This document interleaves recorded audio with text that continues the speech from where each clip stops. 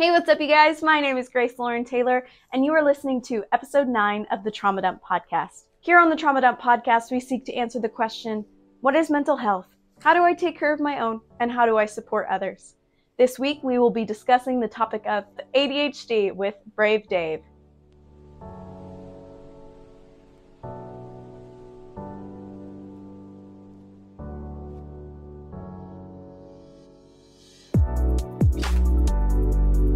ADHD is an acronym for Attention Deficit Hyperactivity Disorder.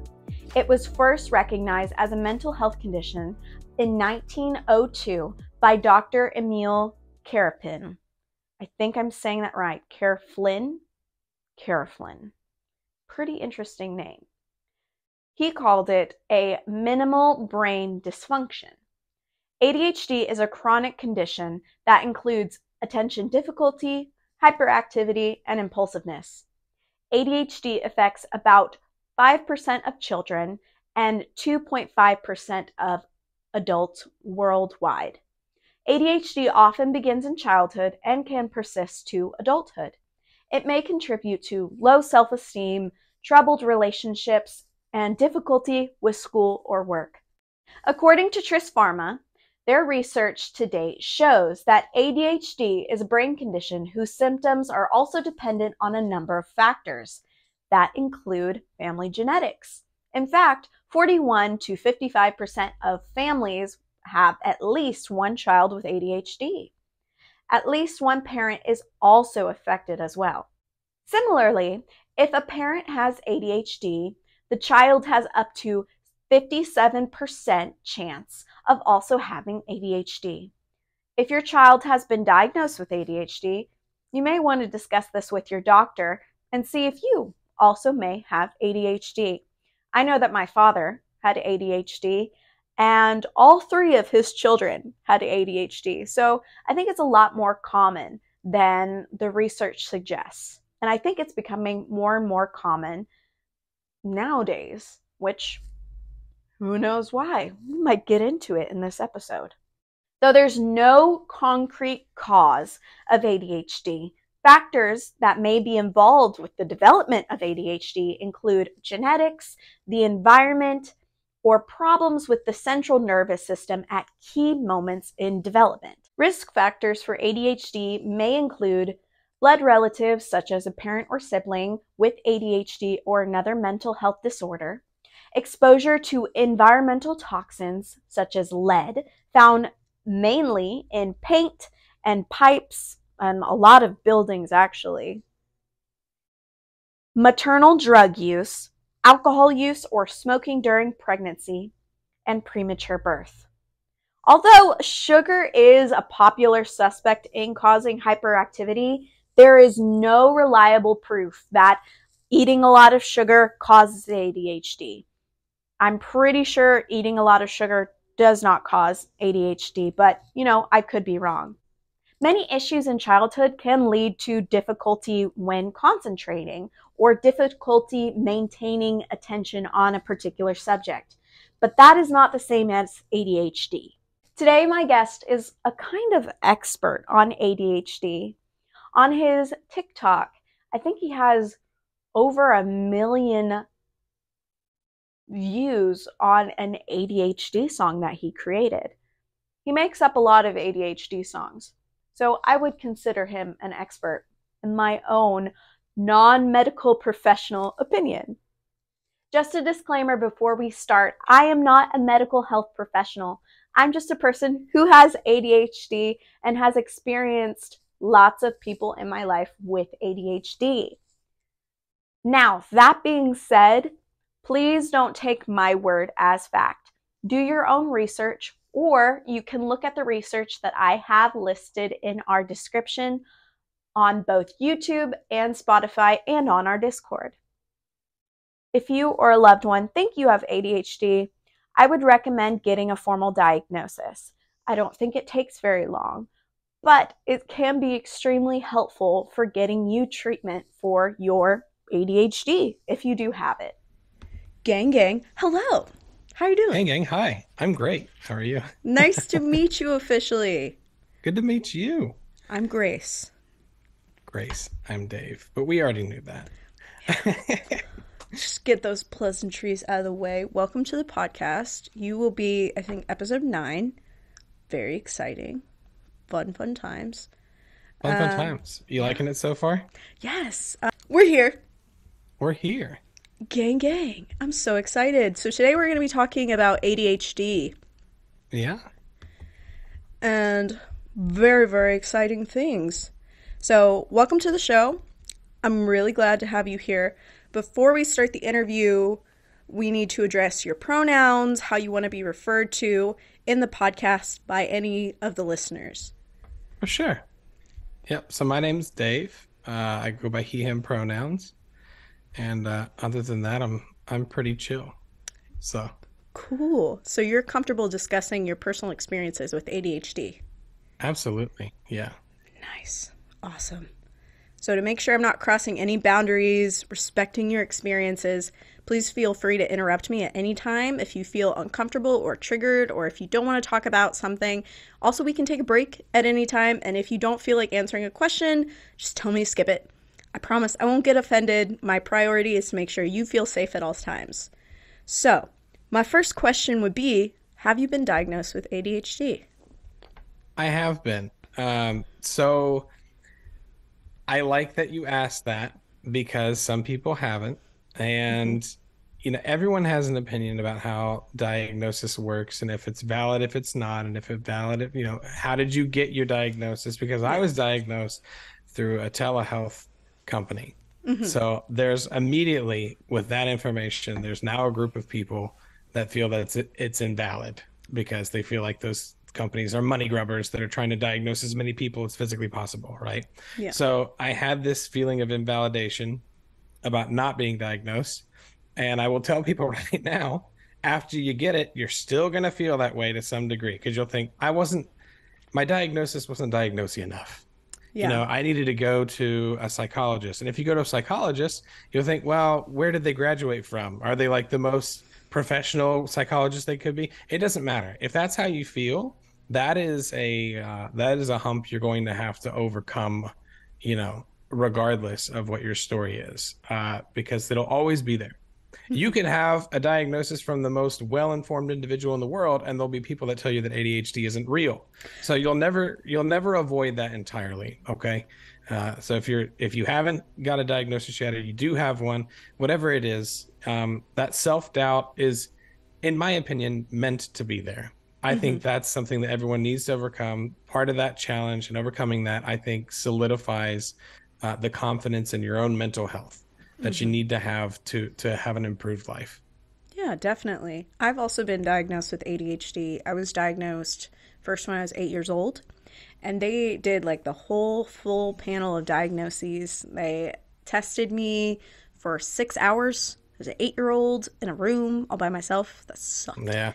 And they did all the tests because I also have dyslexia. And so they were trying to figure out the things that were wrong with me. Mhm. And it's not any easier to be in a room by yourself doing all of these tests and talking to the psychologist or the psychiatrist or whomever is evaluating you. Your experiences are your own, and the only person that can truly validate your experiences is yourself. Right. uh, the only reason, why I would really advocate for people to get diagnosed is so that they can get accommodations for said diagnosis, Right. because I desperately needed accommodations in school. I couldn't read. I still can't read the way normal people read. I memorize words. And so I had to do first grade twice. Not a great feeling, but I did. And I had to, you know, memorize so much. So even today, there'll be some words that I'm like, I don't know how to read this. And when I go to restaurants, I have to get my partner to read things to me because sometimes the fonts will be weird. And that messes with my brain even more. It's like, okay, this doesn't look right. And so accommodations are really crucial for some people's success. And so that's why I think getting diagnosed is a pretty crucial step in finding treatment. Yeah. The the post-diagnosis information is what's most important. I think a lot of people don't realize that going in. They do it for and you should do it for the validation purposes, yes, but the whole reason that diagnosis exists at all is because everything after is meant to help construct a lifestyle for you that helps things improve. For a very long time, I still haven't even looked into it well enough, but I asked somebody, I was like, don't you find it weird that if you have like a white page and a bunch of black letters, that each individual letter like goes like this a little bit? And they're like, what the hell are you talking about? And I was like, oh, that's not you too. So now like that was a whole new thing. Again, if you feel like it's normal, it could be, but you should probably check and see if that's something you should look into, because a lot of people have accepted those things as normal because we get a lot of pressure to believe that unique and special are often words that are mixed together when they shouldn't be. I don't feel special. I do feel unique in my thing that I'm going through. So I should, I separate those things, and you should feel like you're not trying to have a big ego with these things. And I think that's the big battle right now in awareness for stuff like this, is that it's for attention. When in reality, it's like, this is, if you want to take that route, that's fine, and let that pressure get to you. But ultimately, you're letting those opinions shape the way that you form lifestyle choices and lifestyle habits. That's another reason why, like, yes, I think you should get a diagnosis, especially for the accommodations, like you said. But if you feel like that's a barrier for you right now, at least look into the lifestyle things you can do yourself, because ultimately people are like, do you care about self-diagnosis? I'm like, not really, because there's nothing that you can obtain apart from medication and legal accommodations after a diagnosis that you can't obtain before anyway. Yeah. All of the things that you can do in your life to make your life better, you can do now anyway. So if that's what helps you, then go for that. Yeah. And something I want to warn against self-diagnosis, self-diagnosis, like diagnosing yourself. You may have a condition that might be linked to ADHD, or you may have an entirely separate neurological condition.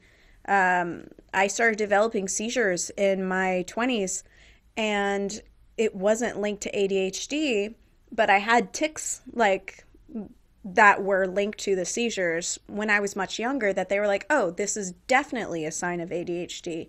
And as I progressed further and got more medical treatment, got evaluated further for said non-epileptic seizures, they're like, this is not linked to your ADHD, because I always perceived it to be. I always perceived my like shaking of my hands sometimes to be linked to my ADHD. They're like, no, fortunately it's not linked to your ADHD, and your medication for your ADHD is not impacting those tics or those seizures.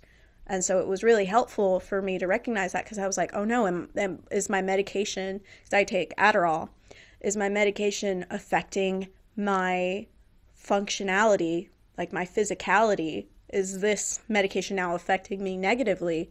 They're like, no, you just need a different medication that you take at the same time.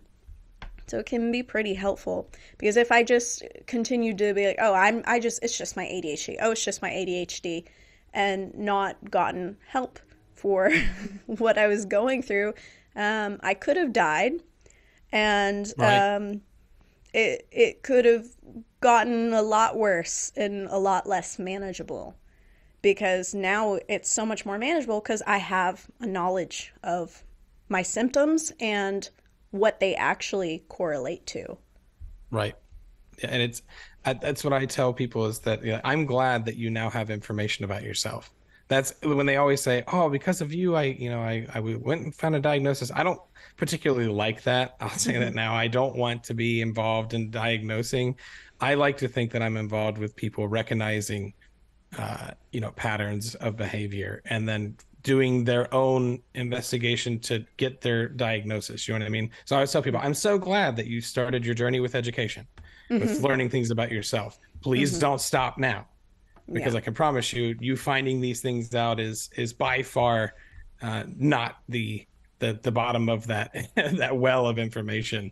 I'm the opposite of you. I have a tic disorder, and taking Adderall, Vyvanse, any of those options. I have facial tics that I've grown out of, as bad as they used to be, but I still have them fairly noticeably today, in my opinion. But things like the stimulant options for ADHD, I wouldn't be able to drive. Yeah. I have a face that might lock up for like 2 seconds. On something like Adderall, that's a 30-second tick where I'm not looking where I'm going. You know what I Yeah. mean? Yeah, So, definitely. I wouldn't have had that information without moving beyond that first step of saying, oh, that's probably what that is, you Yeah, know? definitely. So I want to segue into your platform. You have over 189,000 followers on Instagram and over 769,000 followers on TikTok. Do you consider yourself an influencer? Um, Yeah, because it's the easiest way to describe myself. There's like a level of uh guilt in the beginning, because anyone that's in the influencer game and content creation came from not being that. Yeah. And we all had our own opinions about what influencers were and stuff. So we dragged all that baggage in with us. And then when we kind of looked around and realized that we were all the size we were, we're like, oh God, I'm one of those now.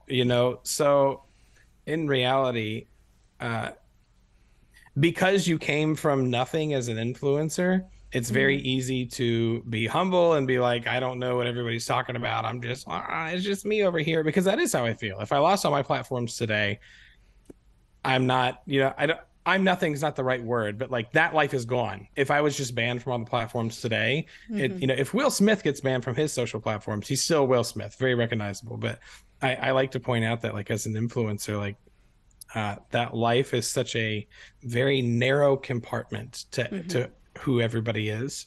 So yeah, that is what I am, I guess.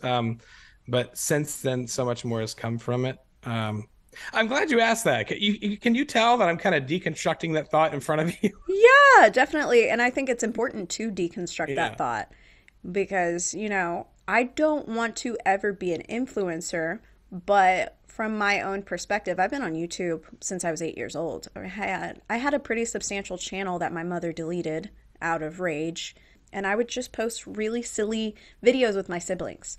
And I edited them. I worked very hard on all those videos, and it's really tragic that they're all gone. But all I wanted to do growing up was to create.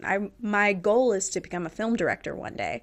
And I try to use each platform to learn, number one, and to, grow not just my perception of the YouTube space, the Spotify space, the TikTok space, but to connect with other people, because I think that's really crucial in becoming a director, is to build connections, and it's also super crucial in being a human to build connections.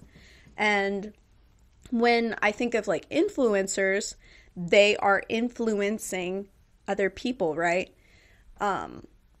I think, yeah, it can be construed in a negative connotation because of, those few TikTokers that have a huge following that all they do is just dance.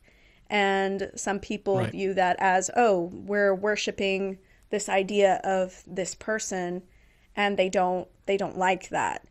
And so influencer has gotten kind of a bad rap.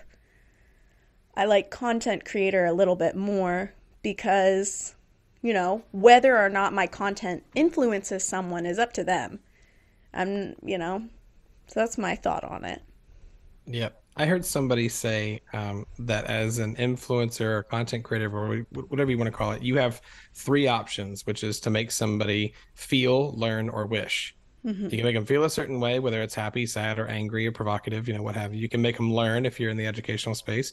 And if you're not, then you have to make them wish that they were you, that they knew you, that they were part of your family, that you vlog about, whatever it is. So I think everything generally falls into one of those three categories. And if you're Mm-hmm. lucky, you're covering two or three. Mm-hmm. Um, And it's funny that we all have like grabbed onto the term content creator more because it feels like, I don't know, maybe that it has a little more integrity to it. Hmm. When if we were to classify everybody by just the verb Hmm. itself, are you a creator or are you influencing? I think the more important folks in this field are influencing, and the ones that are putting out kind of the more just easily digestible Mm. doom scrolling stuff are the ones that are creating content. But again, that's just how the zeitgeist works, right? It went the opposite way, where Hmm. influencing is more about you're having your ring cam on and saying what you need to say to get the fame, and then the content creators are the ones that are trying to keep away from that. So I find the whole thing interesting because we Yeah. all just kind of had this plopped into our lap, and as much as we like it or don't like it, we're the ones that are shaping how it'll be done. It was the whole platform was given to us by the people who worked really hard on their major productions, Hmm. on YouTube and the early days of Facebook, that constructed the way this was all done. And now that it's been boiled down into this community stuff, where we are building the second version of whatever will come after us. So I'm very curious to see what that ends up being. So, how do you use your platform to make a difference? So in the beginning, I wasn't even really into it. I made fun of TikTok a lot. If you go back far enough, like if you know me personally and go back far enough, you can see me like talking about how I would never join TikTok and stuff. And my wife was always on it. And I would occasionally glance over her shoulder and I'm like, what are you doing with your life? Yeah. And then after a while that turned into me just watching the content with her, and she's like, you can get your own one of these and like I won't judge you for it, it's okay. And I'm Hmm. like, fine. So I got into TikTok for a little while, and she said you would probably do good on here, as like she's like, people make these silly little skits, they put like rags on their head to pretend they're their wives and stuff, you could do stuff like that. And I Hmm. was like, okay. So I started doing these little skits where I would dress up as my daughters and like have funny interactions, and they did well, they went viral. But like the comments of people, like again, for me, I didn't know how the correlation between like comedy and people relating helped people in that way. In my mind, it didn't have anything of substance, it was just funny. Yeah. And then seeing the comments of people saying like it's really validating to know that there's other parents that have to go through this, and that this is how you respond and this is how they respond. And I'm like, validating? Hmm.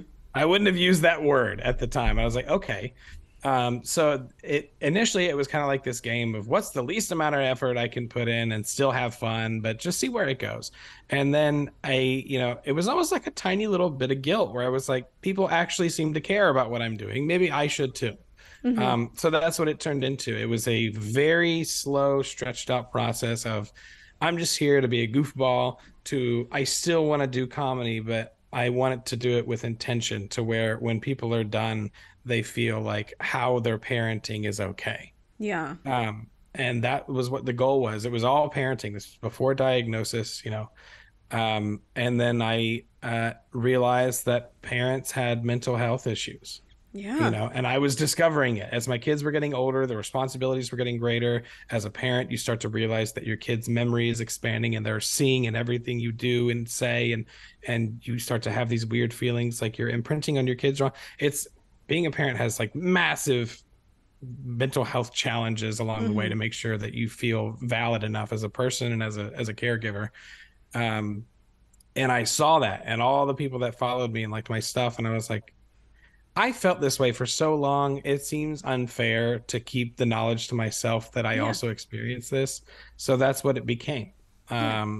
And I struggled a long time with feeling. I was like, I know I'm smart, so why do I feel dumb? Mm.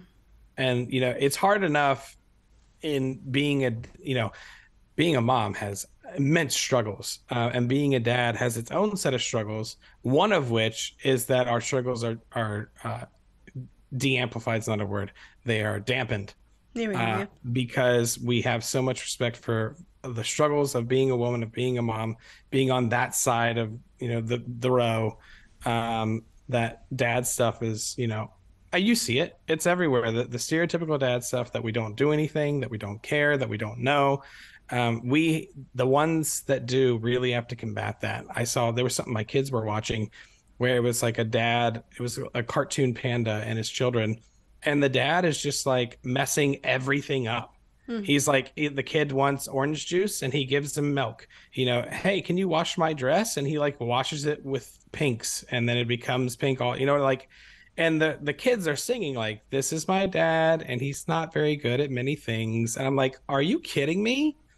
Like, I have to combat like random people in the world that are cynical saying this, but also children's programming. I have to wonder, Hmm. even adult programming, if they're painting dads as just these dumbasses. You know what I Yeah. mean?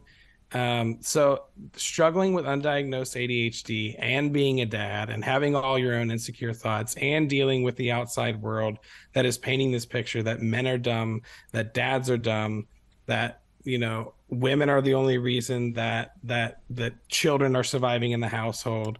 And my beef has never been with moms ever. I support them as much as physically possible. It's with the fact that we're um putting dads in that environment. Hmm. And then you have some dads that are even taking advantage of that, be like, well, if I'm dumb, then I get, it's a whole can of worms that I don't have time to open here, but that's the Yeah. feeling. Yeah, The definitely. mental health struggles of being a parent, undiagnosed with ADHD, all of that needed to have a voice for people. Yeah. Um, so that's where parenting, mental health, and neurodivergence all kind of came together to make whatever weird brand of content I'm making now. Well, I really appreciate your content. I think I've been following it for a while because you actually remind me of my dad. Now, my dad passed on almost 2 years ago. He was hit by a car and sustained a very severe TBI that he See, succumbed to. He was an amazing dad. He was like the best dad there ever was. And some of the struggles that I had growing up, he definitely had. He was the youngest of four boys. I'm the oldest of three. And he found out he had ADHD once all of his children were diagnosed.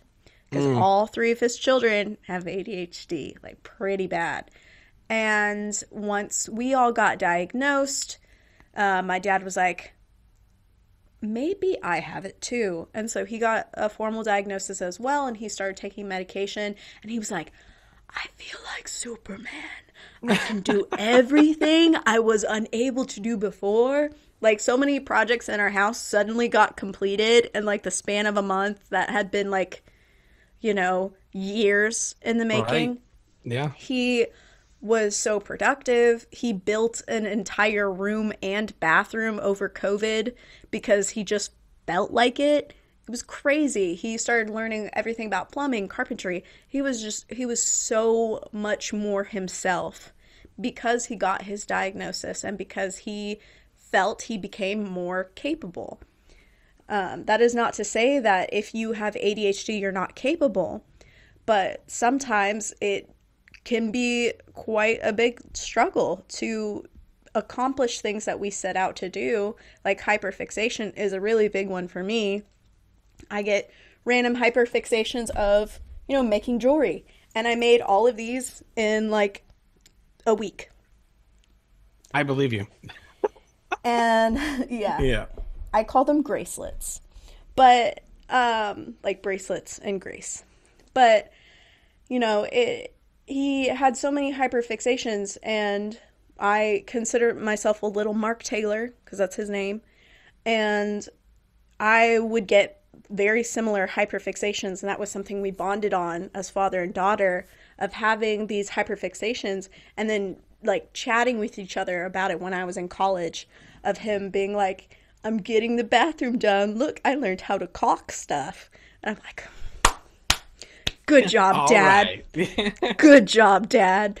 And, he was a great dad. And whenever I see in the media of fathers portrayed as incompetent or fathers portrayed as, aloof, and it just frustrates me completely because that wasn't ever my dad. That wasn't ever anything that I witnessed with any of my uncles. They were very present in all of their children's lives. They were present in my life, Both of my grandpas were at every show that I was in, every game that my brothers were in. So the only like dad that I really like in media is Bandit Healer from Bluey. He's a great dad. He's a pretty good representation because you do have to show those fallacies of being a dad, of being a human, because when humans make mistakes, and I think a lot of our media takes those mistakes to the extreme, and those extremes become comedy. And I think the same happens with ADHD. So that being said, there's like a lot of risk factors for ADHD. Some risk factors are blood relatives, such as a parent or sibling who has ADHD or another mental health disorder. Exposure to environmental toxins, such as lead, found mainly in paint and pipes in other buildings. Maternal drug use, alcohol use, or smoking during pregnancy and premature birth. I've been doing a lot of research on ADHD, especially for this episode, and there's no one cause for ADHD. No one knows what the cause is, but it's becoming more and more prevalent in our society today. Why do you think that is? For the same reason that there are more trans people now than there were. For the same reason why there's more gay people now than there were. For the same reason that there's more people with depression now. Because for one, you wouldn't even really know what to say, the early on. We have more knowledge about ADHD than almost any other mental condition. And yet, there are still people that don't even know what more than 2 of the symptoms are. And it's incredibly researched. It's so highly researched at this point. There is so much data and information out there. Think about when there wasn't. You wouldn't even know what to say to somebody. Oh, okay, well, what's wrong with you? Well, I get distracted and I feel moody and I want to do things, but I just don't. Mm-hmm. You're not getting away with that in 1964. You know what I mean? Nope. And that's you are asking from a very quizzical and curious standpoint, which is fine. But there's so many people that are asking. It just appears all of a sudden now there's more trans people. Now there's more people with ADHD. Now there's more anxiety or DID. Mm-hmm. Where do they all come from? Well, probably because they found out.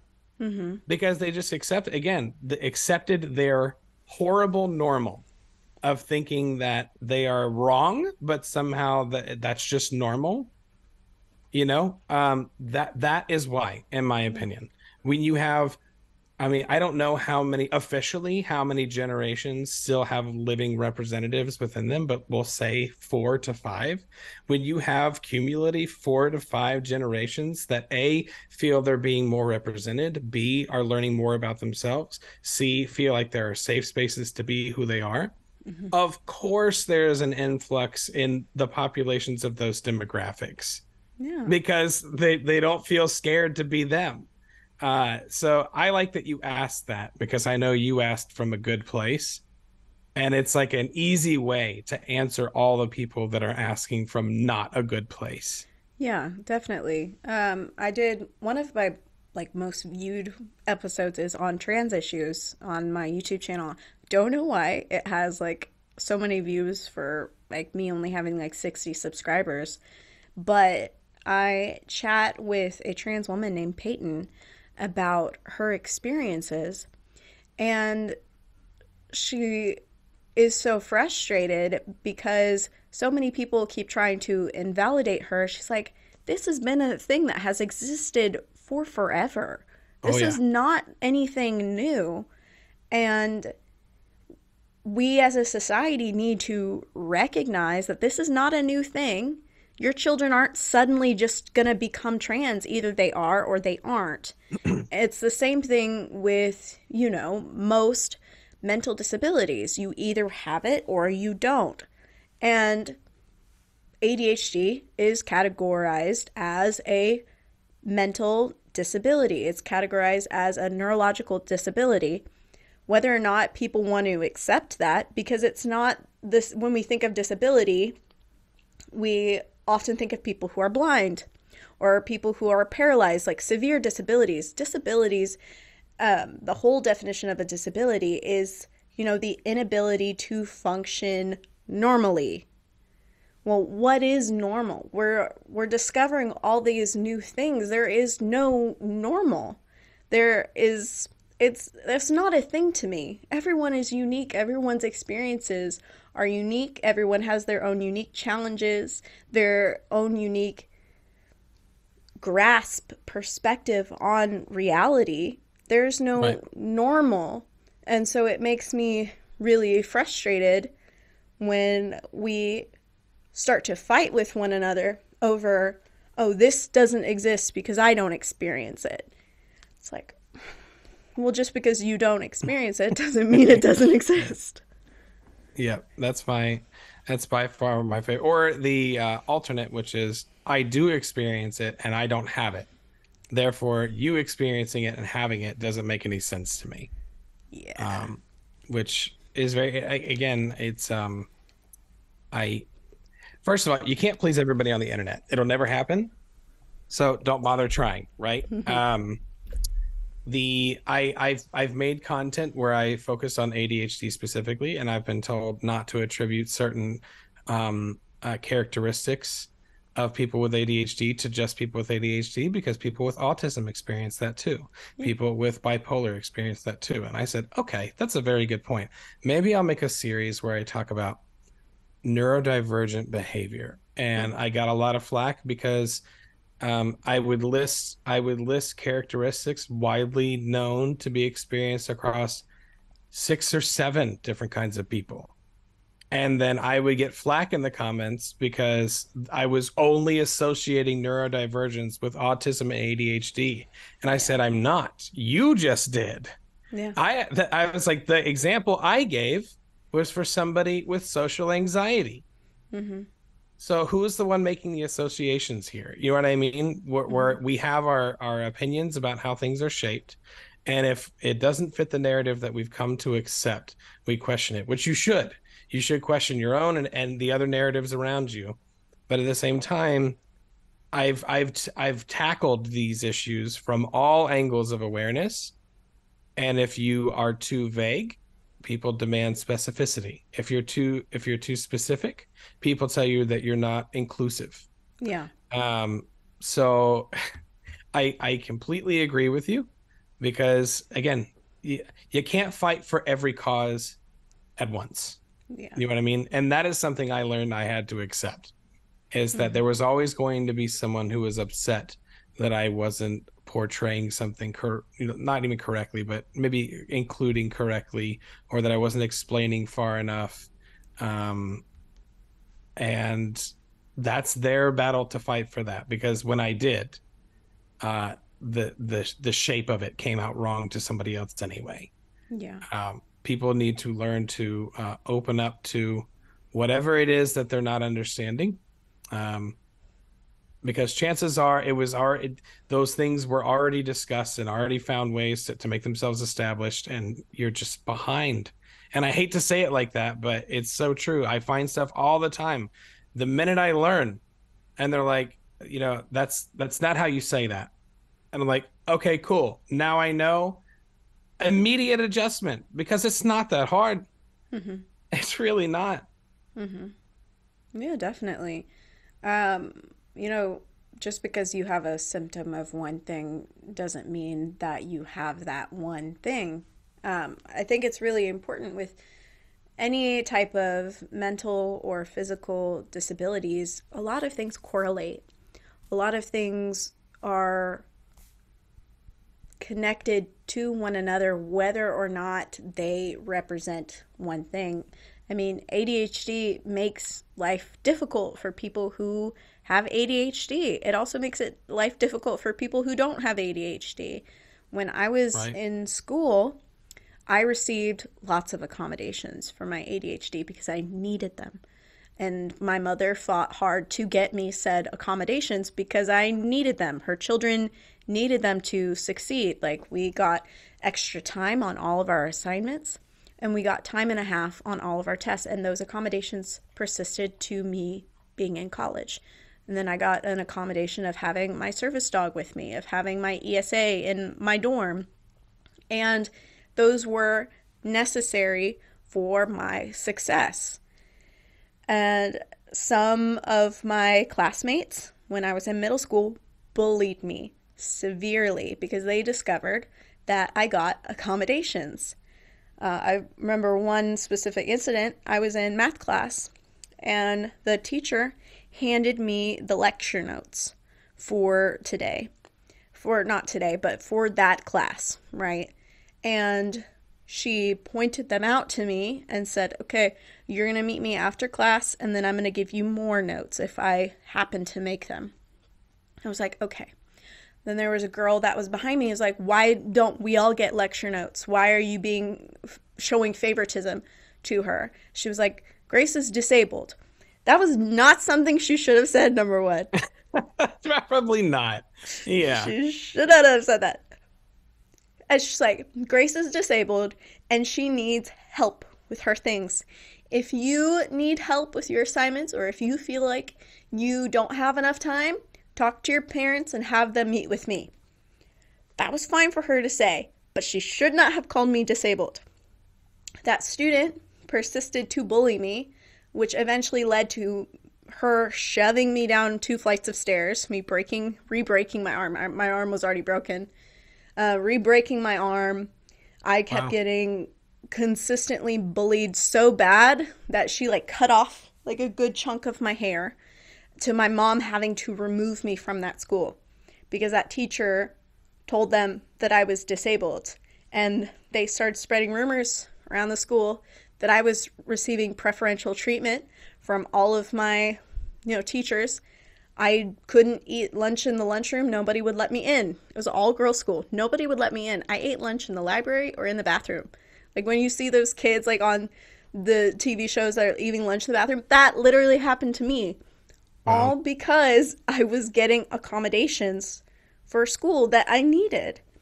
And it's really frustrating because, yes, I understand that child's frustration because they might have been struggling with class.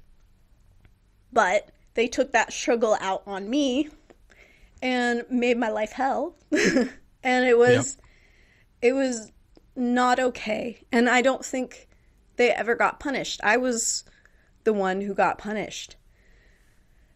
And with that being said, have you ever experienced mistreatment due to your diagnosis? That's a good question.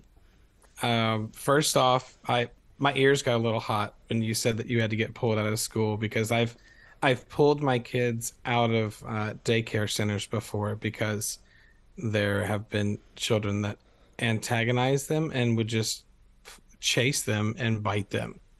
And I'm like, this is feral behavior. It's animalistic behavior where my kids are getting attacked like a freaking zombie attack. They don't know when it's coming. Mm-hmm. And it got to the point where I'm like, it's clearly not changing, so I have to pull them. That's insane. That people who are being accosted in that manner have to remove themselves. So I'm sorry that happened. It was the immediate parallel where I heard about someone that deserved justice and instead was pushed away. And it's mind blowing to me. So I had to say that. Mm-hmm. Yes, especially. So I was homeschooled when I was a kid, which it's almost like it's not my mom's fault that I didn't get diagnosed, but our choice to homeschool me definitely caused a delay in that happening, because a lot of the things that kids struggle with their ADHD in school are because of the way that schools run themselves. Yeah. Because I hope you can't hear any of that craziness in the background. We have a guest or something in the house. It's working from home life. All right. So a lot of the things that occur in schools are breeding grounds for ADHD, symptom manifestation. So mm-hmm. things like not being able to concentrate because there's so much happening in your environment. Not being able to learn as effectively because you need more one-on-one attention, not being able to sit still for extended periods of time. For the most part, my mom was very chill. She used to be a public high school teacher. She knew all the curriculum. She knew how to teach, and she only had me. Yeah. There wasn't another sibling until much later. So it was very easy to teach me. And if I was like, I don't really feel like sitting here, well, what else are we going to do? It's just me and you, kiddo. Go run around for a second and come back. My accommodation was my life, which I was very privileged to have. But the ironic twist of fate there was that it masked a lot of the problems that could have occurred. Yeah. So because of that kind of delayed start in awareness, when I did go into middle school and high school in public schools, I was like, man, I feel like things used to be a lot easier when I was homeschooled. And I'm discovering that I am increasingly becoming more of a bum. Like I feel like I'm learning less. I feel like I'm retaining less. I feel like all the things that I was good at are slowly dropping. How am I becoming dumber? And Yeah. me and mom used to joke that it was public school education is not as good as mommy teaching you, basically. And that was the joke. But I attribute a lot of it to not having any medication, any coping skills, any lifestyle changes. It was an abrupt change to go from basically your whole educational system is one giant accommodation to that, Yeah. and it wasn't horrible. I was still, that's another thing. People with ADHD can have levels of responsibility and manage themselves, even if undiagnosed and untreated. We have to find a way to blend in and manage our lives. But the older I got, the more responsibilities there were, the more deadlines there were to meet. I started having kids. I was married. I was taking on more responsibilities at work. The level just rises and rises the older you get, with more things that you're responsible for. And the level of untreated like the quality of life with untreated diagnosis, with those things rising, just plummets. Yeah. It just plummets. And I reached the point where, people in my life were like, whatever it is that, like, I don't know if they're like personality traits or quirks or what's going on with you, but like, it can't be this way forever. Yeah. This is wild. And again, that was the point I reached when I said, I know I'm smart, but I feel so dumb. And I was like, I was paranoid frequently in life, where just these gut-wrenching bouts of panic and anxiety that I was forgetting my dog outside in the winter overnight, or not picking up one of my daughters from a particular place that I didn't know about. Like, those things didn't happen, luckily, but that was always in my gut, that I was potentially anything from, letting someone down to maybe someone dies because I'm not responsible enough to manage myself, let alone other people. That was the worst. That feeling like my life was just swirling around me, and I couldn't function. Yeah. And that led to a diagnosis, because I was like, I can't. I was like, I'm gonna hurt myself or others by accident if this shit doesn't get resolved. And that's when she was like, maybe you have ADHD. So we looked into it, and that's what it was. Yeah. I mean, ADHD doesn't necessarily cause other psychological or developmental problems, but Correct. However, people with ADHD are more likely than others to have conditions such as oppositional defiant disorder, or ODD, which is generally defined as a pattern of negative, defiant, and hostile behavior towards authority figures. But it manifests in different ways for them because, like I said, my mom removed me from that school, but I did not tell you that I went to 14 different schools growing up. I went to a lot. And you went to more schools than years in school. I know. It was pretty crazy. It was almost every semester was a new school, and then my mother would homeschool me in between. And it was really frustrating because every year, or multiple times a year, it was a brand new circumstance, new people, new challenges. And Sometimes I would thrive really well, but then I'd get bullied. And then sometimes I wouldn't be thriving, but I wasn't getting bullied, so my mom was like, keep her here for a little longer. And a fantasy that she always had was that all three of her children went to the same school. But if one of her kids was having problems in that school, we were all removed. Ah, And it caused a lot of issues with my siblings and I. I went to Texas Tech. I graduated in December. nice. Then my brother went to Tech, and then my other brother went to Tech because we had this pattern of we need to all be like together, which is okay. But as you become adults, you can't be super reliant on your parents, and you can't be super reliant on your siblings. And Right. she created, an atmosphere of if one of us was in trouble, all of us was in trouble. And that it was the same with punishments as well. If one of us did something wrong, all of us did something wrong. And it was very scary growing up because I don't know what she has. She definitely has something. And it caused a lot of conduct disorder within her children of, you know, us being extremely defiant and having issues towards authority figures. And, I will be the first to say I did have a lot of issues with authority. And I feel really bad about that now as an adult Mm, because it wasn't their fault of the way that I was raised, and it wasn't their fault the situations that I was put in. It was, part of the responsibility of my parents, and then part of the responsibility of me taking accountability for no matter if I have a disability or not, I'm still accountable for my own behaviors. I'm still right. accountable for the way I conduct myself in public. I'm still accountable for turning assignments in.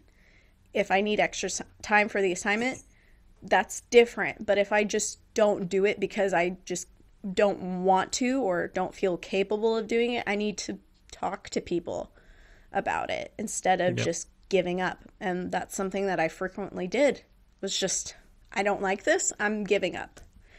And it caused a lot more tension in my family than it should have because my brother saw if I didn't do something, they weren't going to do it either. Right. And it caused a lot of problems. ADHD also can cause, disruptive mood dysregulation disorder, which is characterized by irritability and problems tolerating frustration. It also can correlate with learning disabilities, including problems with reading, writing, understanding, and communicating. Me right here. Substance abuse disorders can be correlated, including drugs, alcohol, and smoking. Anxiety disorders, which may cause overwhelming worry, nervousness, and include obsessive compulsive disorder. Mood disorders, such as depression and bipolar disorder, which includes depression as well as manic behavior. Autism spectrum disorder, which is a condition related to brain development that impacts how a person perceives and socializes with others, and tic disorder or Tourette syndrome, disorders that involve repetitive movements or unwanted sounds, tics, that can't easily be controlled. So there's a lot of correlation with ADHD, though ADHD, just because there's correlation doesn't mean there's causation. And I think that's super important to recognize when we talk about these things. Because, yeah, my symptoms, you might resonate with them, but that doesn't necessarily mean that we have the same diagnosis. Yeah. And I, exactly, because there's so many things that fall into the same category. And the there's the internal struggle, the individual struggle that you have to deal with trying to sort all that out and making sure that you find professionals and find ones that are willing to hear you out on all of those issues. Even there are some professionals, and again, I won't speak to them too much because I don't like to in any way dog on uh, the clinical side of things. I know there's some people that do, but I really try not to because there's a spectrum of professionality out there with in terms of like how good certain doctors are and aren't. But there are some professionals that, just like people in your life, um, if you start to say you experience too many things, there's like a mental line drawn for people where they're like, okay, that's too much going on your end for me to find it believable. Mm. I have trichotillomania and dermatillomania. I have issues with excessive skin picking and hair pulling, particularly hair pulling. I have ADHD. I have substance abuse disorder that I'm 4 years sober from. I've been, I won't say accused is not the right word. I have been vigorously called out by my following for being on the spectrum so many times. And they're like, when are you going to like fess up already and look into this? Because it again, for me, like I've wanted to look into that. But there's this barrier for me right now, even as someone that says go find out the truth, go find out the information you want to find out, where it's like for me that's the one thing too many that I would cause me more grief to be public about than not. And that's not good, because I advocate telling your whole story, because I feel like there's somebody just like me who's at that particular barrier, and if they heard me say it, that I went out and sought information and diagnosis for being in the autism spectrum, that it would help them. But even for me, that's my own person. I don't tell a whole lot of people that. I don't know why I told you, but I want to, I guess. Yeah. It just kind of came out. That's something I want to explore, and there's people in my life that tell me, no, there's no way, you're too talkative, you're too sociable, that can't be an option for you. You know what I mean? Yeah. So things like that, there's so many things to explore that you could be right about, you could be wrong about. And even if you are right about them, it doesn't even necessarily mean, I know people that have told me in the comment sections that I have schizophrenia and DID and depression and anxiety. I guarantee there are a lot of people that think they're lying. Yeah. I don't know if they are or not. I don't know them. I try to give people in my comments the benefit of the doubt sometimes, because I like to believe I'm culturing or having an environment that isn't full of liars that need to lie about that. But I guarantee everybody thinks that they're lying. Yeah. That's too many crazy things all at once for that person to have happen. You know what I mean? So it's hard. And that's why I try to be as honest as I can about stuff, because it's hard enough to do on our own. But if you have even one iota more than someone finds believable, now you're having to deal with whether or not other people think it's true or not. And that can, unfortunately, extend into the world of the healthcare professionals that you have to see. There's a reason why some doctors have 1 star and why some have 5. It's a jungle out there, and we deserve to have more than honesty, openness on the entire experience that you have, to know that you're not alone in that. Yeah, definitely. And speaking of 1-star doctors, I've had doctors that have told me to my face that I'm lying about my seizures. And I'm like, why would I lie about that? First off, why would I want to have seizures? Why would I want to have... I have a bruise on my face right here because my head hit the ground the other day because I had a seizure. Like, why would I purposely do this to myself? No. Right. And it was very frustrating because, I went to Texas Tech University, and I think by my junior year, I started developing pretty severe seizures. Now, I always had tics, but my seizures got pretty substantial. So I got my dog trained as a service dog, as a medical alert service dog, because there was a correlation between my cortisol levels jumping and a seizure happening. And I learned that from going to a doctor, and they did all these adrenal tests on me. They're like, this is interesting, because it's not epilepsy. It's not, there's nothing to do with lights. And a doctor was like, maybe it's your body resetting itself. Like, there's too much going on. Your body's like, oh, reset button. And that's kind of what I've held on to, is like, this is my body trying to reset itself. There's too much going on. and they diagnosed me with CPTSD, which is complex post-traumatic stress disorder. And they were like, because of your CPTSD, you have developed seizures. I was like, okay. And I went to another doctor, and that doctor saw my chart, and they were like, you're lying. Like, no, I'm not. No, I'm not lying. They're like, That's wild.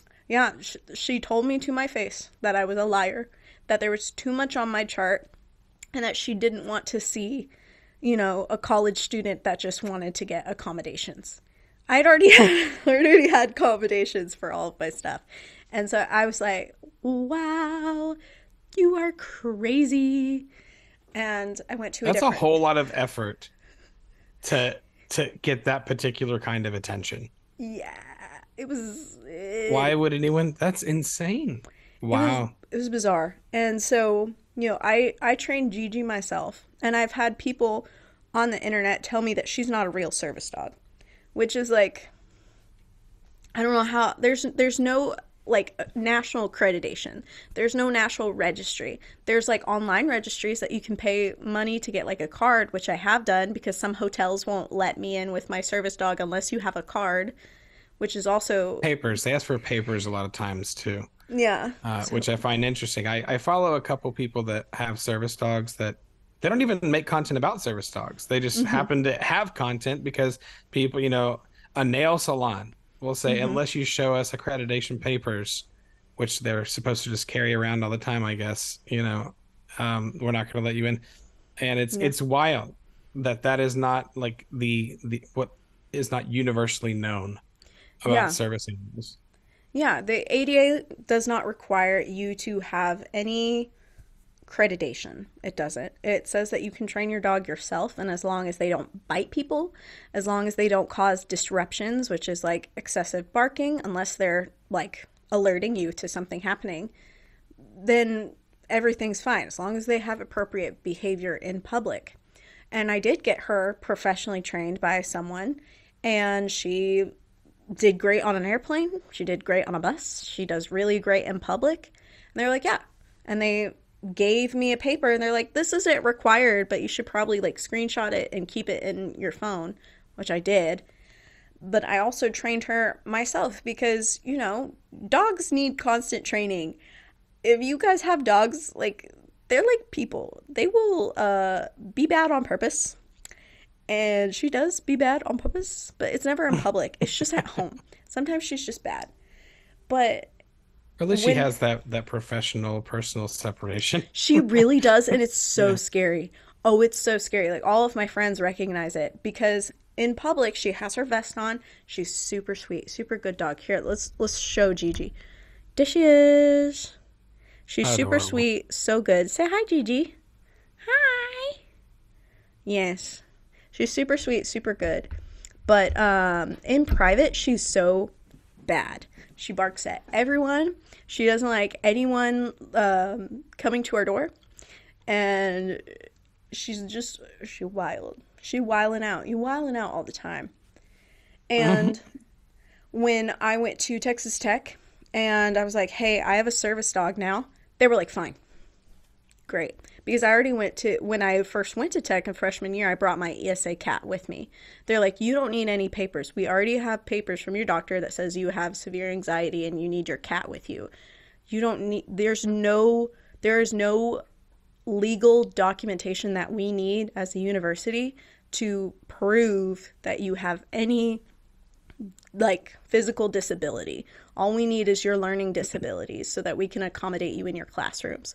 And they were like, hey, we'll just also put this in our accommodations. Grace Taylor has a service dog. Please allow the service dog in your classroom. And it was so beneficial for me, number one, because she could always signal when something was wrong.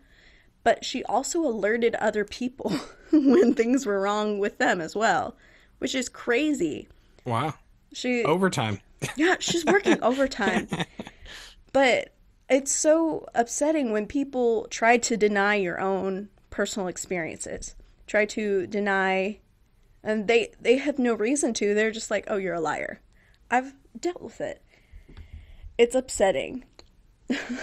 Yep. And for a lot of people that can we know that it shouldn't, but for a lot of people, that one singular 5-second experience, that one sentence, um, can do a lot of resetting for people and putting them back on progress that they've made, especially from a professional, right? Um, I think we often forget that a professional, whether it's a doctor or psychiatrist or, specialist in a hospital, is just a person that went to school for that thing, got a degree, and then was hired by a building. And not to, discredit what they learned and stuff, but we do forget that they're just people. Yeah. There's a very thick film that we have in front of us and the world of healthcare where we see them in a certain light. So to have someone say that, um, when they, are regarded as like this end all be all, last word, final word, when we hear that, that's a massive blow to the years of confidence in ourselves that we've had to build up sometimes. And that's why I tell people, I'm like, listen, please get second opinions. I'm like, if I probably wouldn't get a 10th opinion if you've met people that are truly caring about your well-being and want you to, have your best life. But ultimately, yourself best. And if you feel like you are not being heard, they are just people. And there are some very good ones out there that are very good people, and you deserve to find them if you feel like you're not being treated correctly. Yeah, definitely.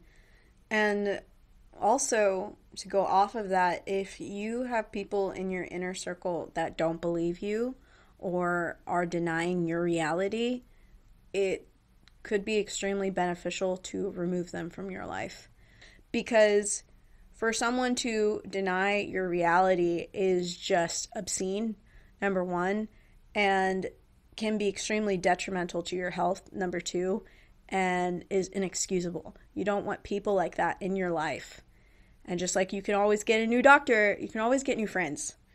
And you can always ignore that one uncle. So that's just what I would have to say to that. So there are 3 subtypes of ADHD. The first one is predominantly inattentive. The majority of the symptoms fall under inattention. The second one is predominantly hyperactive or impulsive, and the majority of symptoms are hyperactive and impulsive. And then there's a combined one, which is a mix of inattentive symptoms and hyperactive impulsive symptoms. Now, ADD stands for Attention Deficit Disorder, which is an outdated term that is now within ADHD, known as predominantly inattentive type of ADHD. Today we use ADHD to describe all types of this disorder, regardless of the symptoms that an individual person has. When we talk about the 3 subcategories of ADHD, do you resonate with any one of them? I find it really interesting that we have not shifted to recognizing ADHD as a spectrum yet. We got to the point where we said, okay, you're either on this side or you're on this side, or you're going to be this one classification of anything in between, but it's still a thing. Yeah. And I'm like, so wait a minute, you created pole A and pole B, and then you created a word for everything in between? That seems a little silly to me. But again, I'm not the one that writes the books, right? I don't write the DSMs here. So but it has been the talk is that it's trying to use these classifications in ADHD is making it more of a struggle because they're the way that you can observe those types of behaviors and characteristics in people would be much easier on a spectrum. Yeah. Right. Things like tic disorders. If you go and look, I'm sure you have if you've done this much research, but if you look in the DSM at things like tic disorders and Tourette's syndrome and all these kinds of things, there are like quantifiable numbers of things that have to happen, and whether or not those quantifiable numbers are things that cycle and come back, or if it has to be 5 things with your face, 2 things with your mouth, and they have to rotate. And again, for the tic stuff, I just kind of accepted that was part of my life. I never really dove into it, to be honest, except for things like studying the DSM and reading some studies about how they made those determinations. But I'm just like, That's so interesting to me that it's that specified, because somebody could, have all the signs of Tourette's minus one vocal tick, and now they have severe uh, combined tics. Yeah. You know what I mean? So I guess I'm not even going to answer the question. It's not a bad question, but I choose not to answer it because I spent a lot of time in the beginning trying to sort myself places because I Yeah. thought that it would be helpful if I did that. I'm like, well, maybe if I know that I'm more inattentive, that this will help me somehow. And then I realized it didn't do shit for me. It did not help me at all. So Yeah. I said, I'm going to focus, and what I encourage other people to do is ask yourself, is this something that I struggle with in my life? And then if either, consult with the professional that you spoke with to get your diagnosis, or use professional resources to determine if this is something that actually is affected by your ADHD. And if it is, then tackle that problem with the options that you have available. Yeah, Uh, definitely. because otherwise, I when I found out, that was the most overwhelming part. Was I was like, I have so much shit wrong, I don't know where to begin. Let's Hmm. just try all the options all at once and see if that works. Like, just like I do with everything else, I want to be more organized. I'm going to buy $400 worth of organizational methods and tools, and now I'll be organized. Didn't work either, but I Yep. did tell myself I struggle with memory. Hmm. We're going to tackle memory today. And Hmm. this is going to be the project that we work on ourselves for the next several months until we get better at this, Hmm. using my newfound knowledge. That is the method in which identifying the ADHD things that I deal with and handling those things to make myself more in tune with how I operate as a person Yeah. has worked for me. Yeah, that's awesome. It's really, really cool. I mean, for me, my ADHD really manifests in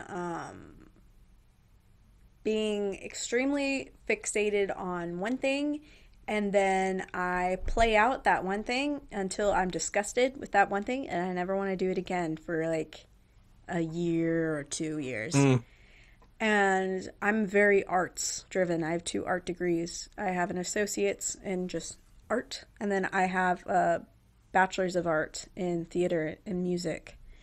And when I was in high school, I was really obsessed with drawing. I was really obsessed with painting. And I played it out for like a year. And then I did not draw, I did not paint until this year. Like, oh I wow. was like, I don't want to ever touch a paintbrush. I didn't want to ever do anything. And then this year, I've made a lot of paintings. I made this one right here, the logo. I made that one. I made that one. Made this one. Made this one. Made this one. Made this one. Like, I made a lot, and then there's a lot around this room. And I'm getting to the point where I'm like, I don't want to ever paint ever again. And The cycle is complete. Good. yeah, I it's can't like, wait for it to repeat. I know, it's like another 5 years from now. And, I made a bunch of bracelets like 6 months ago. They're still right there. And I sold a couple of them, and it was super fun. And it's just a cycle. And then I'll just want to sing, and I'll make a bunch of covers on YouTube, and then I just won't do anything with them, and I'll be like, bye. And it's been the same thing with acting. For like 2 years, I was in Dallas Summer Musical productions back to back, and then I was like, they never heard from me again. So Yeah. it is kind of frustrating because it's the same thing with me and having jobs. Now, I am physically disabled now, so I can't really work a normal job anymore because who knows what's going to happen. I've had seizures driving my car and almost gotten into wrecks. So I don't really feel safe driving at this moment in time. And I've worked restaurant jobs. And I just get bored. And then I'm not going to do it anymore. And it becomes really frustrating because it's not like I don't show up to work. I just quit. Like, here's my 2 weeks. Yeah. I complete the 2 weeks and I quit. I've had so many jobs, I can't stick to one. And I become extremely frustrated with myself because I'm like, I can't do it anymore. And I'll cry to my partner, like, I can't do it anymore. I physically cannot make myself do the thing. And I'll sometimes like throw up because I'm like, I can't do it. I can't go to that place anymore. I can't. And it was the same thing with nannying. I did it for a year. I loved it. I homeschooled those 4 boys. And then I had a like mental breakdown and I was like, I have to quit. I can't do it anymore. And I feel really bad, and I don't know if it's connected to my ADHD, but I feel like it is. I feel like that hyperfixation is definitely connected, and it's caused a lot of chaos in my life and in the way I perceive myself, because you know, I'm a tailor. Where my family's from Jamaica, and my papa, very strong Christian Jamaican man, would always tell us, tailors don't quit. So whenever I quit something in his eyes, I would get chastised Oh no. pretty severely in a very heavy Jamaican accent. And he'd be like, Gracie, why are you doing this? Jamaicans don't quit. You're being lazy. He would tell me all the time I was being lazy. And it made me... Oh no. And he's dead now, but I still hear his voice in my head of that I'm being lazy. I'm doing something wrong. And, you know, with our culture nowadays of this capitalistic culture, like work, work, work, work, work, work, work. You need to, like, overachieve, but you're not making enough money to support yourself. You need to have all these jobs. I feel like a lot of people with ADHD and with mental disabilities are really suffering because it's not sustainable.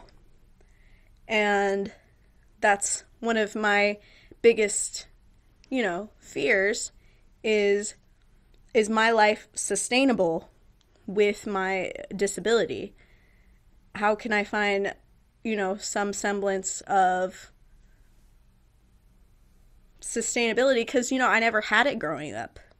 I went to 14 different schools. I don't know what consistency looks like. And now as an adult, I'm very frustrated with myself. Yeah. Do you ever become frustrated with yourself because you don't feel like you can be consistent? Yes. So that was one of the big struggles that I had for a long time, was I felt like it almost became like so your dad would talk about like an ethics thing, right? Like a work ethics thing. For me, it translated to almost like a loyalty thing, like not being loyal to anything, people, places, causes, whatever. And I struggled with that for a very long time. And it was frustrating because like it's like with the hyperfixations, considering that's probably the most benign of all the problems that occur in this realm. You know, I've got in this little drawer here, I have an amount of money that I won't say worth of paracord and paracording equipment to make paracord bracelets and stuff. And I would thought for sure that that would be around for the next 10 years. And it just dropped. And I'm like, how did I make this stupid hyperfixation song and then just like fall into my own stereotype so hard on this? Like, I can't. The frustrating part is not being able to fully remember the passion and logic behind why we chose that particular thing. You know, I'm like, what was I thinking? It's just rope. What was my obsession with rope at the time? I don't know. But I actually made a video about the word anymore, because I feel like that's I feel like that's somebody with ADHD, that's one of their favorite words. I don't want to do this anymore. I don't want to be here anymore. I don't want to date you anymore. I don't want to be friends anymore. I don't want this food anymore. You know, that's our favorite thing. And I have learned to love that about myself. And I encourage you to do that as well, because our brains work differently, and that is fine. And I compare it to like a really well-seasoned veteran stockbroker that knows that today is the day we get out. Why? Things are going so well? Because I said so. because I know my brain tells me we're done with this now. I'm not doing this anymore. I'm off to the next thing that will make me the most the best mental investment in Yeah. myself. And that is no longer this. We're dropping all the stock and moving on. And I'm totally cool with that at this point. You know what I mean? And like my friends are too. My friends are to the point where I'll say like a new person will be introduced to the group or something, and we'll be, I don't know, playing video games, and I'll say, I'm getting off. And they're like, what? Why? I'm like, I don't want to play anymore. And they're like, that's it. And I just get off. And they're like, don't even bother. Because he's made up his mind, and that's how his brain functions. He no longer wants to do that anymore. And I kind of love it, to be honest, because it makes entry and exit of things, at least determining the decision, a lot easier. If it's a lot harder of a decision to actually do, that's one thing. But making the decision in my mind becomes a whole lot easier when I just know that it's time to drop it. Yeah, definitely. Oh And my again, goodness. it's things like monogamy, things like work ethic, things like commitment to a job. Uh, all those things are rooted in permanence Mm-hmm. and loyalty Mm-hmm. and oneness. And that is not how our brain functions. It can be. Again, I don't ever want to come across as like, because we have ADHD, we could never be married forever. You know what I mean? I don't Mm-hmm. want to say that. We are just people, after all. But it is not uncommon for those types of tropes that have developed over the years to just not work for us. Yeah. Oh You yeah, know? definitely. Yeah. The trope of having a 9 to 5 job does not work for me. I'm never going to be. I've made up my mind, and I told my partner, and he's a plumbing apprentice. I was like, listen, I'm never going to be able to work a normal job, and I need to know that you're okay with that. He was like, yeah, yeah, whatever. I was wondering when you were going to quit nannying because that's kind of your pattern of just you do something and then you get bored or you get frustrated or this no longer works for you and you don't do it anymore. And I'm like, yeah, so I'm never going to have a stable job. He's like, that's fine. I can support you. I can support us. I legitimately could not care less. I'm like, solid. What, But unbeknownst to him, the results that'll come out of you because of that are going to be great. Like the things that you'll be able to do successfully your own way are far better than him saying, nah, I'd prefer if you had the 9 to 5. yeah, and it has been extremely beneficial because I mean, I wouldn't say I'm a homebody, but I'm very particular how I like to keep things in our home. Hmm. And things always have to be in the exact same spot as I left them. If they're not, I'm going to lose my mind. Hmm. And um, we don't know if he has autism, but we suspect he does. And that object permanence thing for him has really been super beneficial for his healing and his growth because he will always know where certain things are because I keep them where they are.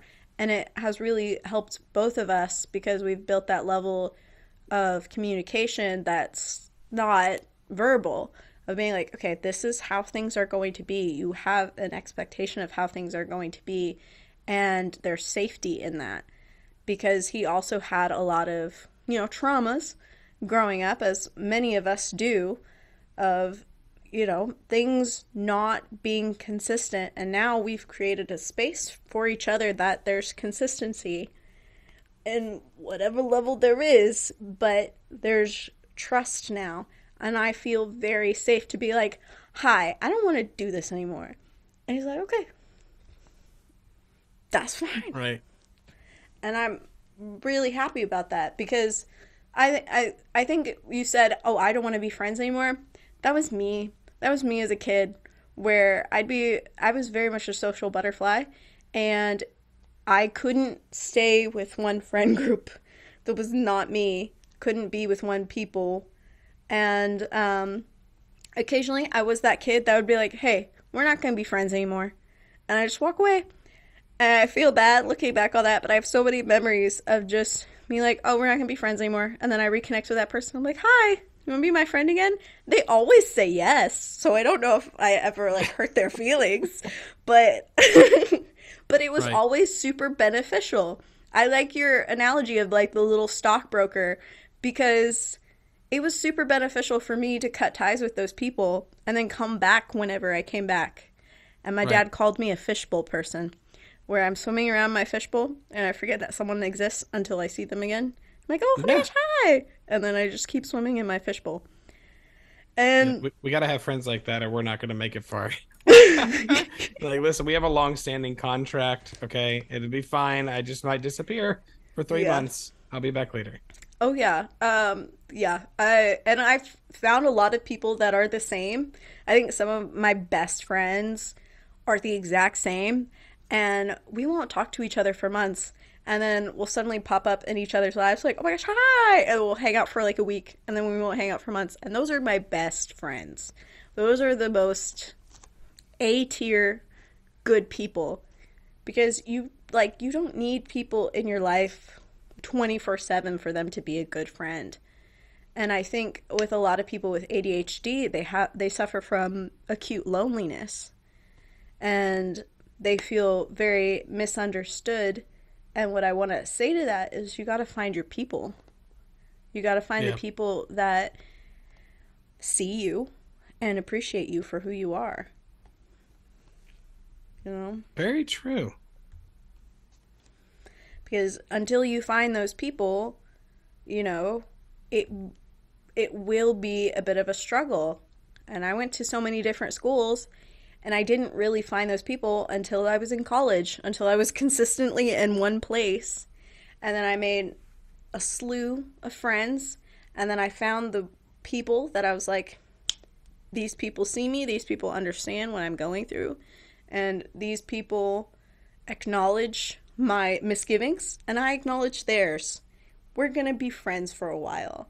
And whether they rotate in or out of your life is just dependent upon, you know, your mutuality with one another, I think. Yep. Prior to getting sober, I had a very spectrumized and large group of friends. And then when you cut out alcohol, which or any drug or of choice at all, um, it's not just the substance that you're cutting out. There's a whole lifestyle that goes with that. Places you stop visiting, people that you stop seeing on a consistent basis, that changes, and that circle grew from here to here very quickly. And some of those people that were in the circle were sober people, but a lot of them were people that again, it was an identifiable moment for me where I was like, okay, I'm recognizing the pattern of people that I need to keep around based on what they're like.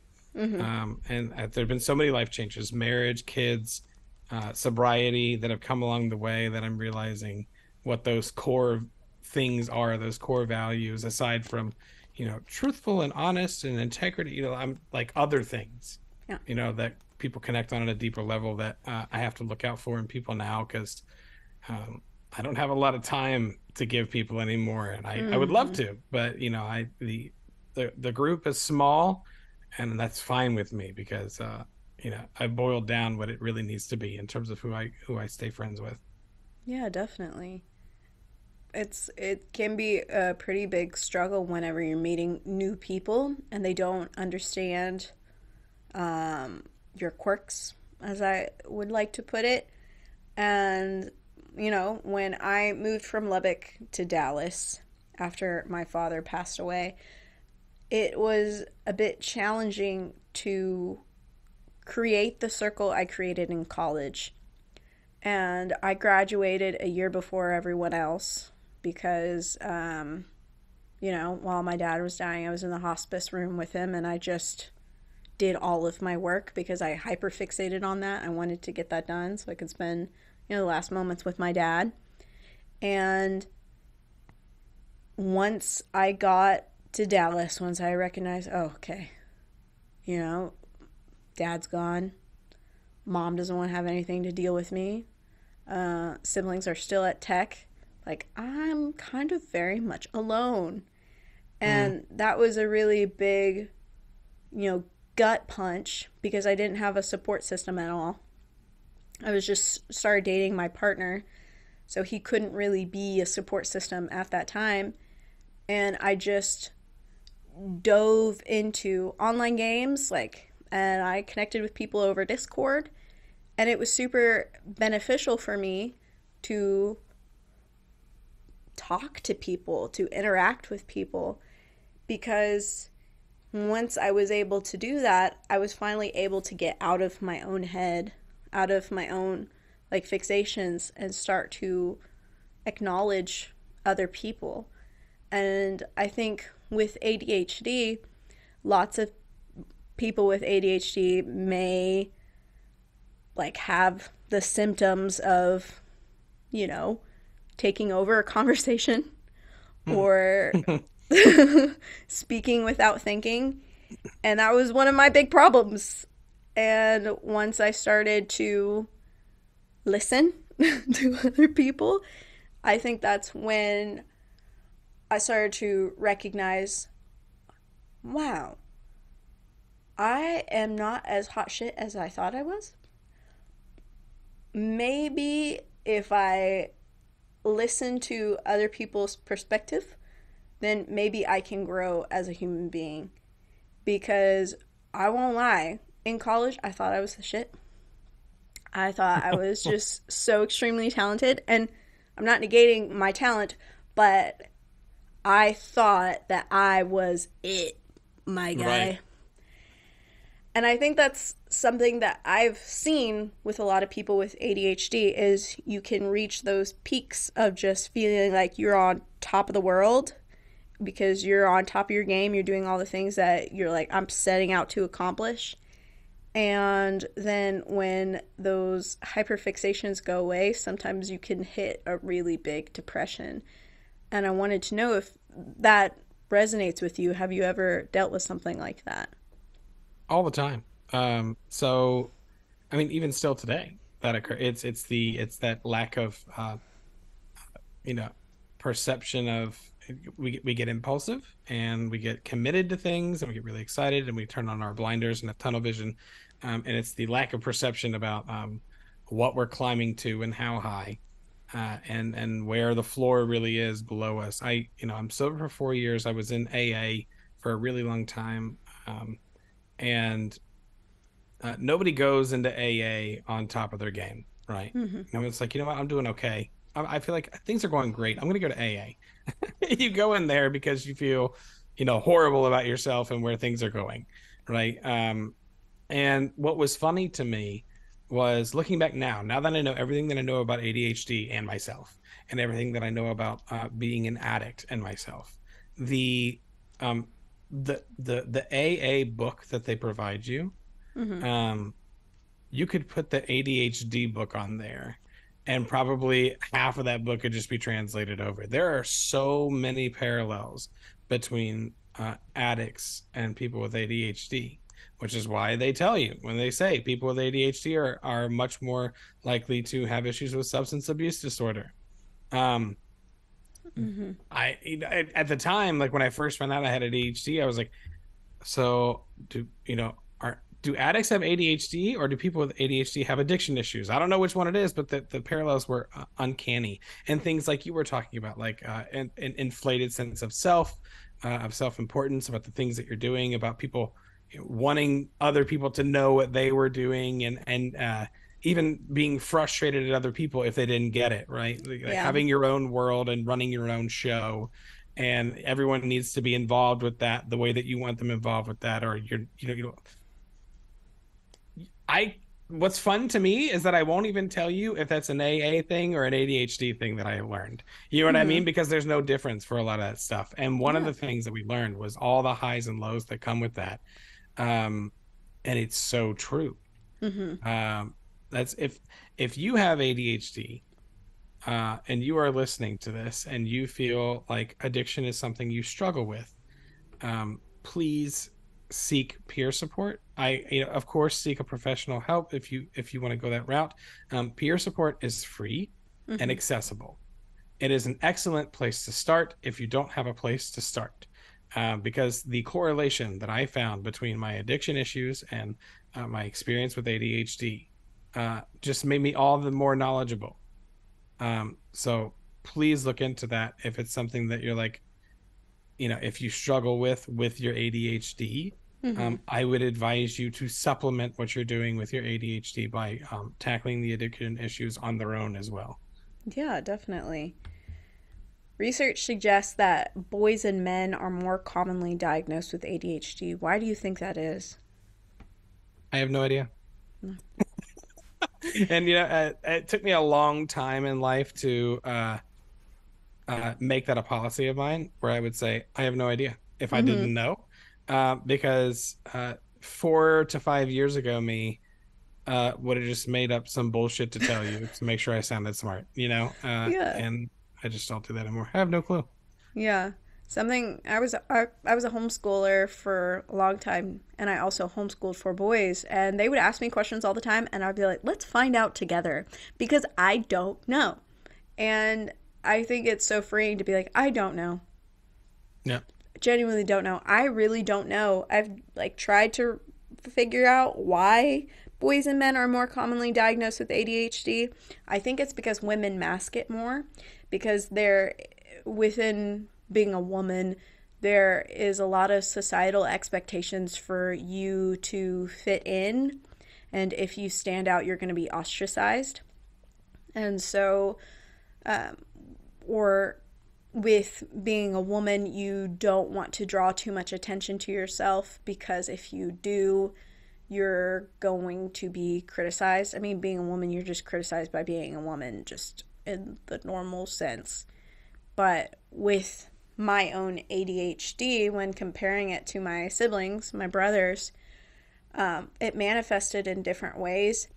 And it also made me feel like, well, I'm being a burden to my parents, so I need to do everything in my power to not be a burden to my parents, to specifically not be a burden to my mom. And that manifested in, by the time I was 10 years old, I did all the cooking and cleaning, all the housework for my entire family. And my mom never did anything ever again. And if I didn't do it, I was also called Cinderella by my mother. If I didn't do it, she would be like, oh, Cinderella is messing up on her duties again. And oh wow. Yeah, it was not great. I do not have a good relationship with my mother. It was not great, but my brothers would have these random fixations of just, I need to clean as soon as possible. And if they ever had something like that, I felt like I had to one-up them, because if they're getting something done, they're going to get praised, even though I'm still doing that very same thing and I didn't get any recognition for completing unseen tasks. And some research suggests that ADHD is very underdiagnosed in women and girls because they have inattentive symptoms and they learn to hide it more successfully, especially since girls are parented very differently than boys are. I mean, with societal expectations, like patriarchy is a thing, it's becoming more deconstructed over time. But women and girls are expected to be homemakers. So from my experiences, whenever I did those things that were expected of me, I never got praise for it. But if my brothers ever did something like that, they were praised out the ass of doing anything like that. And it made me very frustrated, like, I've been doing yeah. Like, yeah. What? Okay, I demand recognition for what just happened here. This is an atrocity. Yes, I was that child of being like, excuse me, I've been doing this for forever. Like, excuse me. And that's a common I think a part of supporting my fellow parents is pointing out those patterns of behavior. Mm-hmm. It's very easy for anyone to do this to anybody, regardless of age, but to accept positive behavior as normal when it's done repeatedly, and you just start to ignore it. Um, okay, so to backtrack, I want to redeem myself here. I misunderstood your question. Yeah. I thought you were asking me, why do men have ADHD more than women? Like from a biological standpoint. And I'm like, I have no idea why a man would be more likely to just have an ADHD brain than a woman. In terms of diagnosis, so backpedaling a little bit, yes, I completely agree with you, that it is a major part, a major component of that is that women exhibit ADHD differently than men do. They don't have to, but it's just more likely to be that way. I also think that there are a lot of things that are taught and trained into professionals to look for in women when they're diagnosing them for any one particular thing. And there are a lot of things about ADHD in women that get matched up with things like bipolar disorder. And several other conditions and disorders and things that they're taught to look for that happen to match. They also have a lot more experience diagnosing men because the initial things that they were looking for could be found in men much easier. There were a lot of things going for men that made it easy to recognize. So that paired with just the general lack of awareness for women, I feel as well. Again, I meet guys all the time that didn't know they have ADHD, and then I meet them, and like internally, I'm like, really?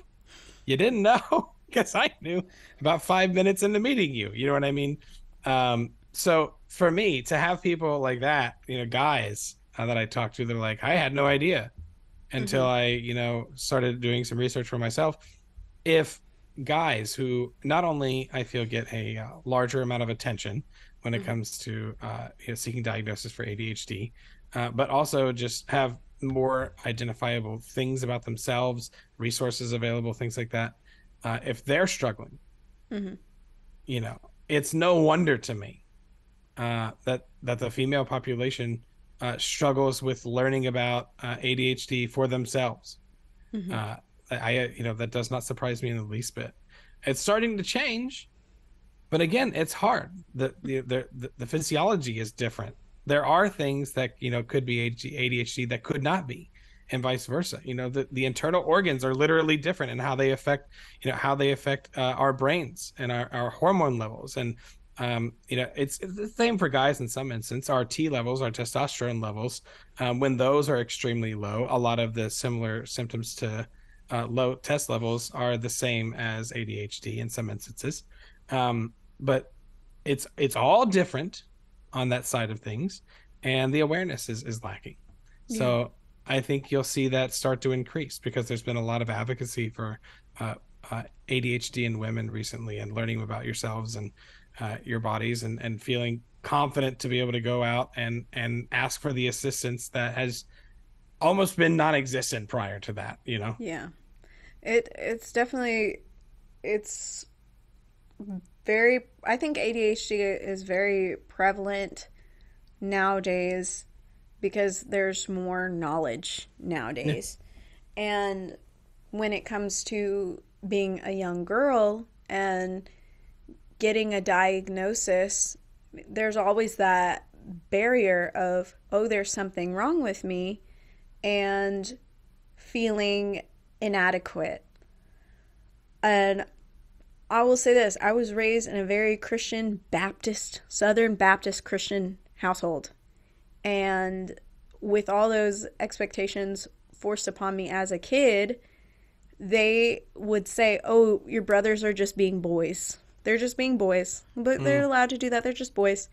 And whenever I acted up, it was because of my own fault. And I was never allowed to say that I'm not feeling great, there's something wrong. It was always like, no, there's nothing wrong with you. You're just acting out just to act out to get attention. And it was very frustrating because I have more, there's more boys in the Taylor family than there are girls. And the boys got away with everything. And it was very frustrating for me. And I did also feel growing up like an outcast in the girls because I never fit with them. Like, I knew I did not fit with them, and I knew that I understood things very differently from them. And so when I acted more like my siblings or my cousins, the male cousins, I was always told that I needed to be more like a lady and I needed to adjust my behavior accordingly. And it was very frustrating because I'm like, what does that mean? How am I supposed to adjust?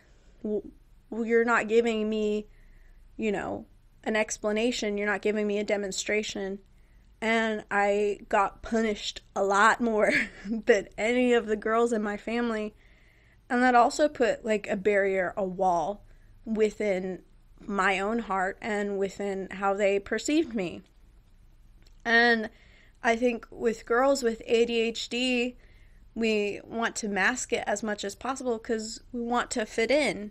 We want to be liked. I think there's a really big component with women and girls is the necessity to be liked so that we don't get cast aside. And it's in like school, it's in work, it's everywhere because, society perceives it, oh, if a guy isn't liked, whatever, he's a guy. And he's a man's man. He's a rebel and he's his own man. Yeah. If a girl isn't liked, she's crazy. You avoid that person. Yep. It was very frustrating, especially when I started getting into like the dating world where I would get bored of people and then it was all thrown on me of being like, oh, you're just ridiculous. How dare you? You're not interested in me? Yeah. And they started like spreading rumors about me in like high school and in college because I just didn't want to. I was just me. And right. It was so frustrating. I think those expectations start young too. It's always amusing to me that somebody says, grow up. You need to grow up. And then the older they get, at some point, there's an immediate shift to stop acting like a child. Mm-hmm. It's like, did I miss a stop somewhere in between grow up and don't act like a kid, mm-hmm. where I was allowed to be that particular age? When, again, you're correct. Being liked is like the thing that's pushed really hard. Not only that, it's almost like a requirement. It's not encouraged. It's the status quo. Mm-hmm. That's wild to me. Here we go. This is my final question. When you think of support for your diagnosis and you think of, okay, I've gotten support through, therapy. I've gotten support through my friends.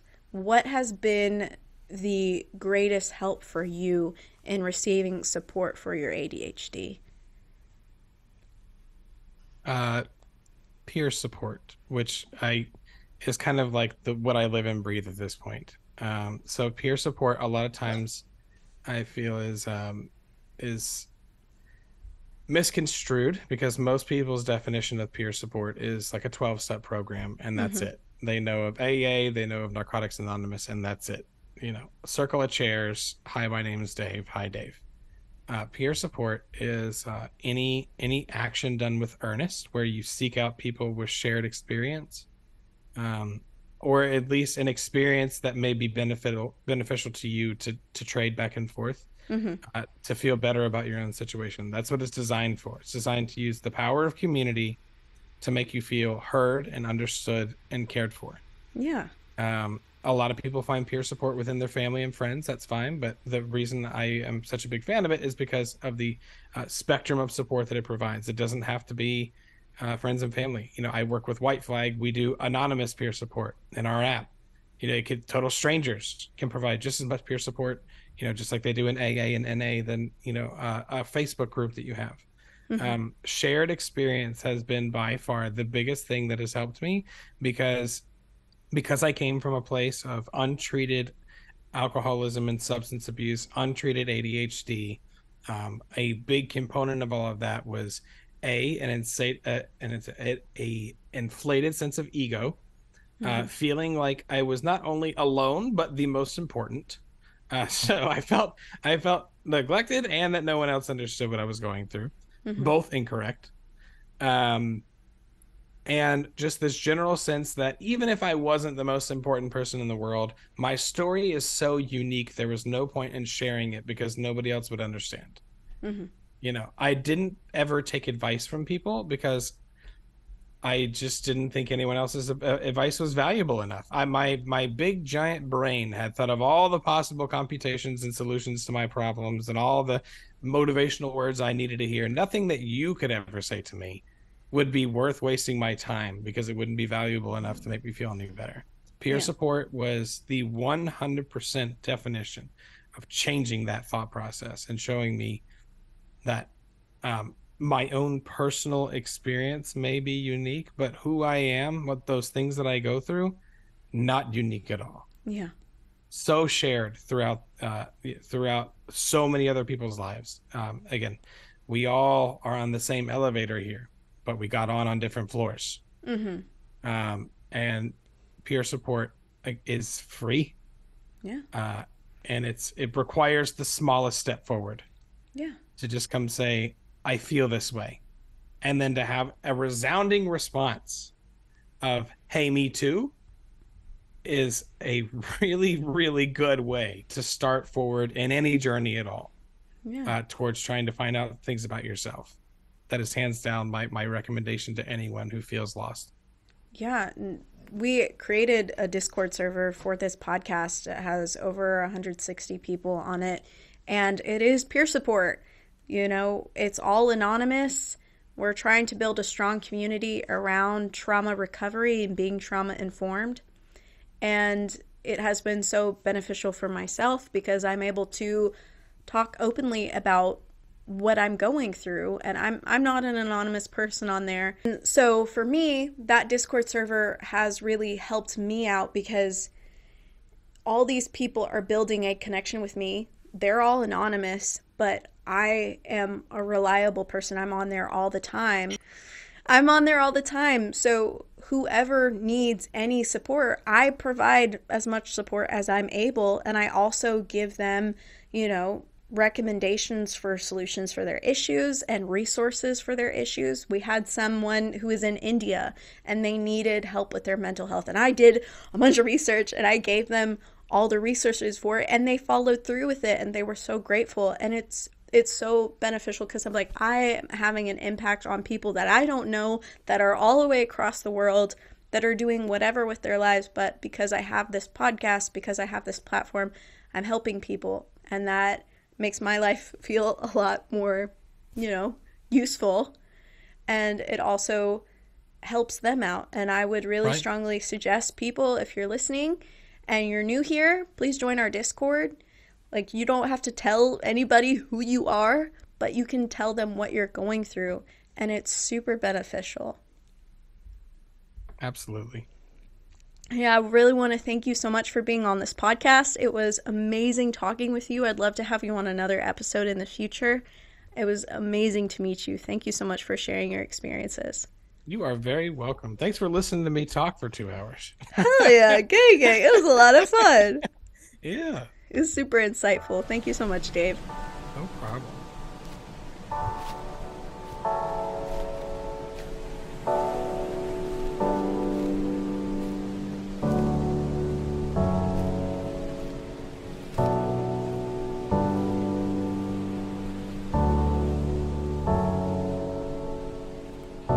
I'm so happy that you're here, and I'd love to get to know you better, so please join our Discord server where you can share anonymously your burdens and get help.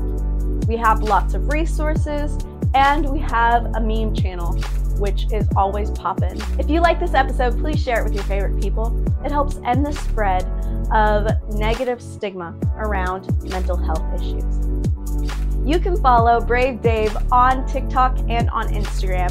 His Instagram is brave.daveofficial and his TikTok is brave.dave. Please make sure to give him a follow and show him some love for being on this episode. Just a quick reminder before we part, this podcast seeks to forge a strong community, so please join us over on our Discord where you can share anonymously your burdens and get support for your trauma. In the Discord, we have so many different channels of discussion that are more than just trauma. We have a Share Your Creations channel where you can share the things that you make you, you. I like to share my paintings over on there. We also have a pets channel where you can share your furry friends and the weird things that they get up to. I always share my service dog Gigi over on that channel, so if you want to see her more, you can see her on the channel. Special thanks goes out to all of our Discord users. Thank you so much for being a part of this podcast success. I am eternally grateful for all of you guys on our Discord. Thank you for sharing, thank you for unloading your burdens, and thank you for getting help for the things that you're going through. It means a lot to me, and it sets a really good example for everybody else out there that just because you're going through hard times doesn't mean that this will last forever. If you'd like to support our podcast, we have a Patreon. Different tiers can get you a bracelet like these, or can get you a sticker. Yay, we have stickers. We also have our merch on Bonfire, which is custom apparel designed by yours truly. This shirt I designed myself. It says, "Be kind to your mind." I also tie-dyed it because I wanted the original shirt to be tie-dyed, but alas, there's no way for me to do that on Bonfire. But if you would like a custom shirt tie-dyed by me, just leave it in the comments below and I'll connect with it. Any support helps us out a lot, so please, if you're on our YouTube, like, subscribe, and share. And if you are on the other listening platforms such as Spotify or Apple Podcasts, please rate the show. It helps us out a lot, and it's just a small click for you, but for us, remember, you are capable of a fulfilling life in spite of your circumstances and your trauma. May you rise again from the ashes and be filled with peace, hope, love, and understanding. Thank you so much for listening, and I'll see you in the next episode. Bye-bye!